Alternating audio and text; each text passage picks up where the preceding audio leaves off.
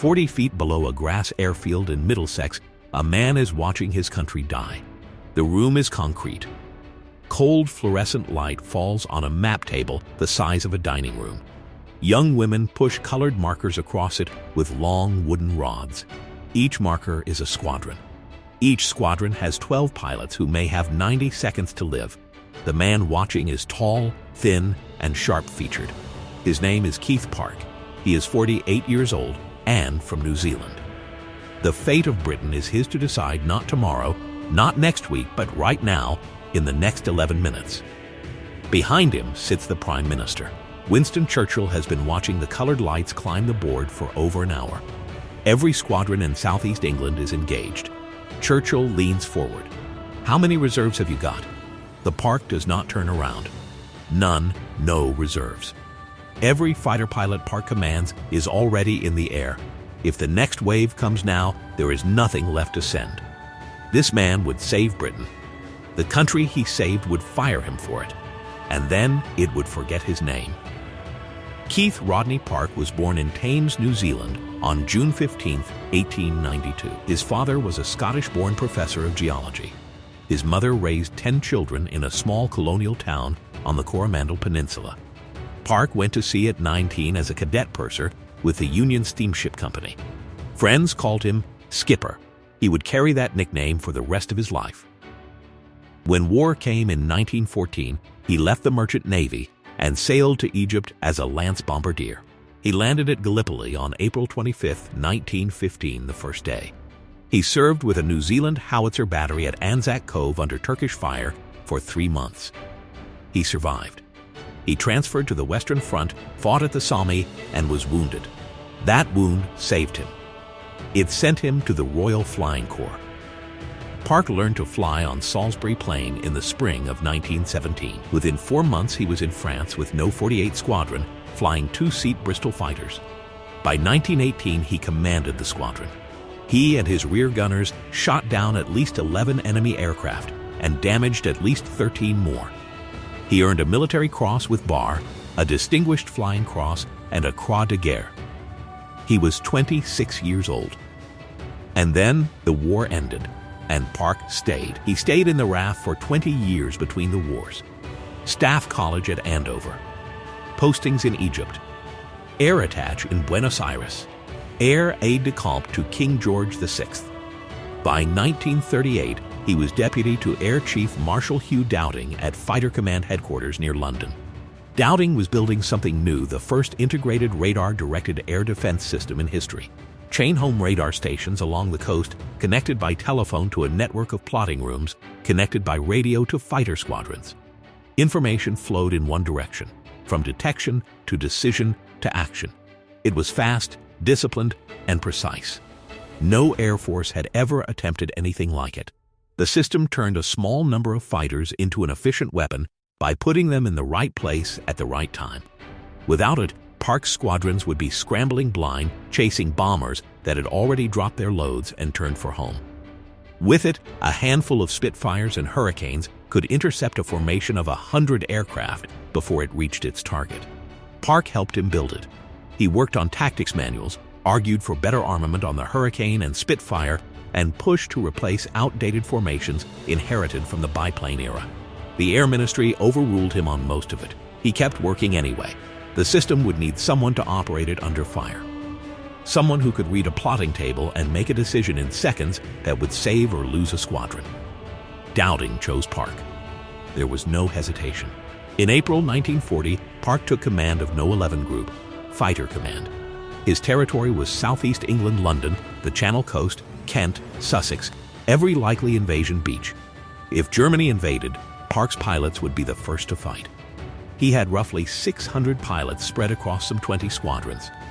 The Luftwaffe had over 4,000 aircraft. That imbalance was going to define everything Park did and everything that was done to him afterward. Park's first operational test came before the Battle of Britain even started.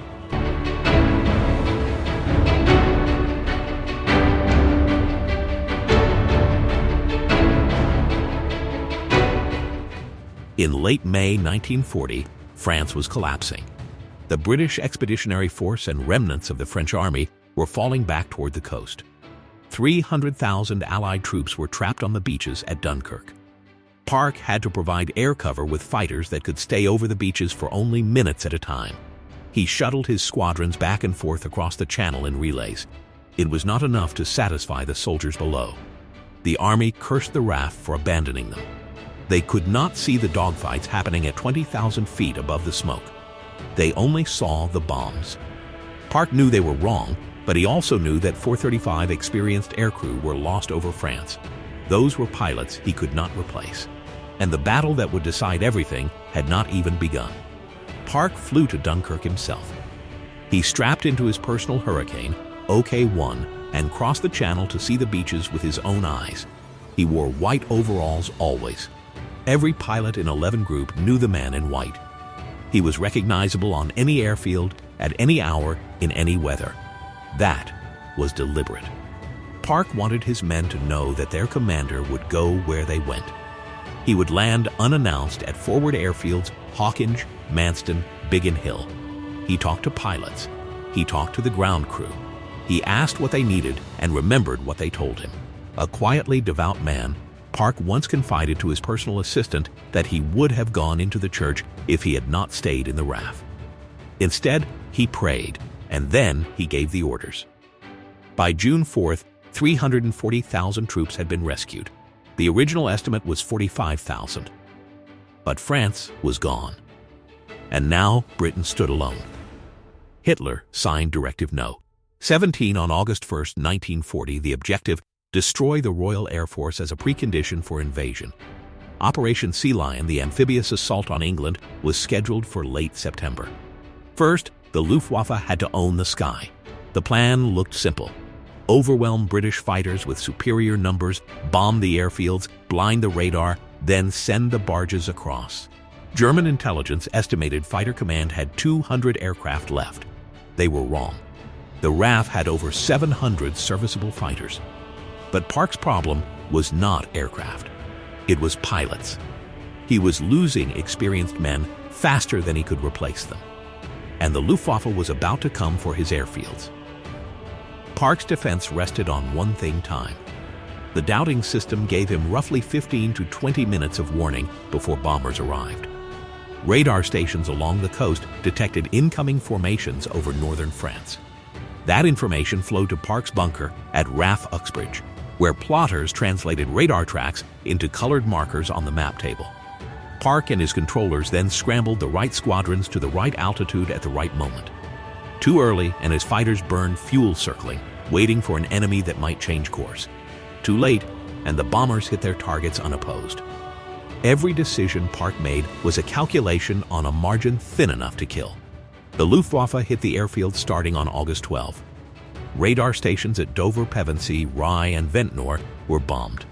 Airfields at Manston and Hornchurch took direct hits.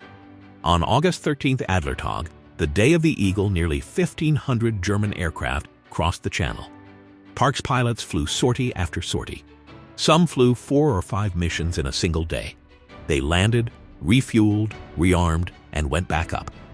Sleep became a theory.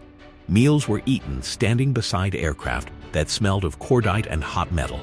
Then came 18 August, the day the RAF would call the hardest day. Both sides lost heavily. Fighter Command lost 68 aircraft. The Luftwaffe lost 69. A draw, except Park could not afford draws. He was losing pilots at a rate that could not be sustained. Replacement pilots arrived from training with barely enough hours to fly their aircraft safely, let alone fight. Some lasted days, some lasted hours. Park transferred experienced men from other Fighter Command groups and took volunteers from the Fleet Air Arm. He drew on Polish, Czech, Canadian, and New Zealand pilots, men who had already lost their countries and now fought for someone else's. A fifth of the pilots who flew in the battle came from overseas. Park put them all in the air. By late August, the Luftwaffe was targeting his sector stations directly. Biggin Hill, the airfield closest to London, the nerve center of Sector C, was hit 12 times between August and January. It was the most important fighter station in 11 Group's chain of defense. If Biggin Hill fell,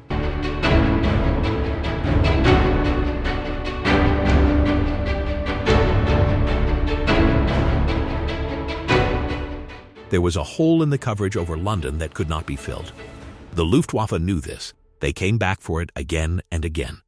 On 30 August, 9 Junkers Ju-88s came in at low level and dropped 1,000-pound bombs across the airfield. Workshops, barracks, hangars destroyed. 39 personnel were killed when a shelter trench took a direct hit. 35 more wounded. The next day, a bomb hit the operations block and severed all communications. The concrete roof collapsed. The plotting table was smashed. Park had to shut Biggin Hill down. His most important sector station non-operational. Pilots and fighters were being lost faster than they could be replaced. And in the middle of this, while Park's men were dying over Kent, a different kind of attack was coming from behind his own lines. To the north, commanding 12 Group, sat Air Vice-Marshal Trafford Leigh-Mallory. His territory stretched across the Midlands and eastern England. The Luftwaffe rarely reached it. While Park's pilots fought for their lives, Leigh-Mallory's squadrons waited. Park needed 12 Group to protect his airfields when his own fighters were scrambled south to meet incoming raids. That protection came late or not at all. Leigh-Mallory had a different idea about how to fight the battle. He championed the big wing, massing 3 to 5 squadrons into a single formation before engaging the enemy. In theory, a wall of 60 fighters would devastate any bomber stream. In practice, assembling 60 fighters took 30 minutes or more. Radar gave Park 15 to 20 minutes of warning. By the time a big wing was formed, the bombers had already hit their targets and turned for home. Worse, when Leigh-Mallory's big wing did engage, it often ran through 11 Group airspace and confused Park's own defenses. Friendly aircraft appeared on the plotting table as unidentified contacts. Controllers could not tell them apart from incoming raiders. Park's tactic was the opposite: launch small, fast interceptions to break up raids before they reached their targets. 2 or 3 squadrons, vectored precisely by radar and ground control. It conserved fighters. It kept reserves available. It worked. But it was not spectacular. Leigh-Mallory wanted spectacle. His most famous pilot, the legless ace Douglas Bader, led the big wing from Duxford and made it a public cause. Bader was brave, charismatic, and very loud. He told anyone who would listen that Park was fighting the battle the wrong way. And while Park fought the Luftwaffe over London, Leigh-Mallory fought Park at the Air Ministry. Memos, meetings, accusations that Park's tactics were too cautious. Park later said he was fighting on 2 fronts, the Germans in front and the Air Ministry behind. But the battle was not over yet, and the worst day was still coming. On September 7th, the Luftwaffe did something Park did not expect. It stopped bombing his airfields. It turned on London. 300 bombers hit the docks in the East End. 448 civilians died that day. Homes in some of London's poorest neighborhoods were reduced to rubble. 13 RAF pilots were killed trying to stop it. It was a catastrophe, and it was a gift. Park saw it immediately. Every bomb falling on London was a bomb not falling on his airfields. Biggin Hill could be repaired. Manston could be patched. His sector stations could breathe. Ground crews who had been filling craters under fire could now work in relative safety. The Luftwaffe had made its fatal mistake not because London did not matter, but because Park's airfields mattered more. Without those airfields, there were no fighters. Without fighters, there was no defense. Without defense, there was invasion. Park later told a New Zealand journalist the truth in plain language. The Hun lost the Battle of Britain when he switched from bombing my fighter stations to bombing London. But there was something the shift to London could not protect. Park's pilots were exhausted. The men who had held the line for weeks were hollow-eyed, trembling, sleeping in their cockpits between sorties. They had been flying and fighting since July. Many had watched friends die spinning down in flames, or bailing out too low for the parachute to open, or simply never coming back. The airfields might survive now. The question had changed. Would the men? September 15th, 1940, weather, overnight rain clearing to patchy clouds. Churchill arrived at RAF Uxbridge at 9 that morning. Park met him at the entrance. "I don't know if anything will happen today," Park told him. "For the moment, everything is quiet."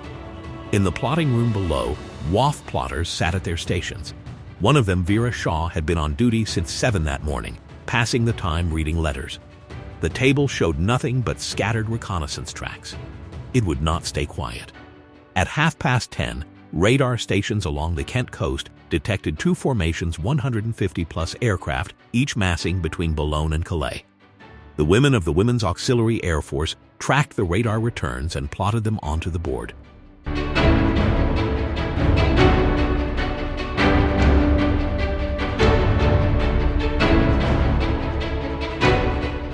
Park put his squadrons on standby. At 11:30, the bombers crossed the English coast at Folkestone. Park scrambled his first wave pairs of squadrons fanning out across Kent and the Thames estuary. Spitfires from nose. 72 and 92 squadrons hit the top cover. Hurricanes from nose. 253 and 501 squadrons pressed head-on attacks into the bombers. The fighting spread across southeast England in a rolling, climbing brawl that stretched from the coast to the suburbs of London. The first wave was driven back. Park did not relax. He knew the second wave was coming. He always knew the second wave was coming. At 14:00, it came. 475 German aircraft Dorniers, Heinkels, Junkers, Messerschmitts crossed the Channel in a column stretching miles deep.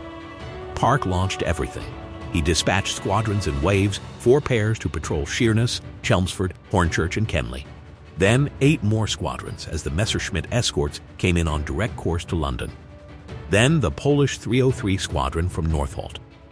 Then Spitfires from Tangmere. He requested support from 10 Group to the West Spitfires from Middle Wallop climbed to 15,000 feet over Kenley. Every available fighter in southern England was being fed into the sky. 276 Spitfires and Hurricanes were in the air. The Germans outnumbered them 2-1. For every 2 British fighters, there were 3 Messerschmitts. For 1 hour, every squadron in 11 Group was committed. Every single one. The plotting table was covered in markers. Every light on the status board glowed red. There was nothing left on the ground. That was the moment Churchill leaned forward and asked his question. "How many reserves have you got?" "None." The room went quiet. Churchill later wrote that he understood the full gravity of the answer. If the Luftwaffe sent a third wave, Park had nothing left. Not a single squadron. Not a single pilot. It did not send a third wave. The second attack broke apart over London. Bombers jettisoned their loads over the suburbs and turned for France. Park's pilots chased them to the coast, picking off stragglers over Kent and the Channel. The RAF lost 29 aircraft that day. The Luftwaffe lost 56. At the time, the RAF claimed 185 kills, a wild overcount born of the chaos of aerial combat where 5 pilots fire at the same bomber and each claims it. The real number was enough. 56 aircraft was the Luftwaffe's worst single-day loss in over a month. It was a rate of attrition that could not be sustained. 2 days later, on September 17th, Hitler postponed Operation Sea Lion indefinitely. The invasion barges sitting in the French ports would never cross. RAF Bomber Command had already been attacking those barges for weeks. The invasion was not coming. Britain would survive. 15 September is now Battle of Britain Day, a national commemoration. Ceremonies are held at Westminster Abbey. Wreaths are laid at the Battle of Britain Monument on the embankment. Spitfires and Hurricanes fly over London in memorial. Park's name is rarely mentioned at the ceremony. The Battle of Britain ended in October 1940. The Luftwaffe shifted to night bombing the Blitz. Park's pilots had held. His tactics had worked. And then the Air Ministry chose its side. On October 17th, a meeting was convened at the Air Ministry to review fighter tactics. Leigh-Mallory attended. Park was not told the correct time and arrived late. By the time he entered the room, the discussion had already been framed around the big wing. The men who had watched from the north now explained how the battle should have been fought. The men who had fought it were not asked. The minutes of that meeting read like a trial where the defendant was not permitted to speak. Dowding was removed first. He received orders to stand down from Fighter Command in November 1940. The man who had built the system that saved Britain was sent on a hollow diplomatic mission to the United States. He never held operational command again. Then, Park. In December 1940, Air Vice-Marshal Keith Park was relieved of command of 11 Group. The man who held the line through August, September, and October was given a training group in Gloucestershire. It was a posting beneath a squadron leader, let alone the man who saved London. Everyone in the RAF knew what it was, a demotion disguised as a reassignment. Leigh-Mallory took his place. Leigh-Mallory took command of 11 Group the Group Park built, bled for, and won with. The two men who actually won the Battle of Britain were gone within weeks of their greatest victory. Dowding retired in 1942. Park was sent to a hangar full of training aircraft. And the big wing? Under Leigh-Mallory, 11 Group began launching offensive sweeps across the Channel, exactly the tactics Park had rejected as wasteful and reckless. They failed. Losses were heavy, results negligible. The Luftwaffe shot down British fighters over France with the same efficiency Park had predicted. An overwhelming majority of airmen and later historians confirmed what Park already knew. His tactics had been right. The big wing was quietly abandoned. Nobody apologized. Nobody reinstated Dowding. Nobody gave Park back his command. The official history of the Battle of Britain did not mention his name. Park did not break. He spent 1941 running a training group and running it well, because that was who he was. He visited every unit under his command within a month of arriving. He improved operational efficiencies, introduced new equipment, and modernized airfields. He did the job he was given, even when the job was an insult. In January 1942, he was sent to Egypt to build up the air defense of the Nile Delta. Then, in July 1942, the call came that mattered. Malta. The island was being bombed into rubble by German and Italian air forces. Malta sat in the middle of the Mediterranean, directly across the supply lines between Italy and North Africa. If Malta fell, the Axis controlled the sea lanes. Rommel's army in North Africa would be reinforced without interruption. The entire Mediterranean strategy would collapse. The island had already endured more bombing per square mile than anywhere else in the war. Its people were starving. Its runways were cratered. Its fighters were outnumbered 10-1.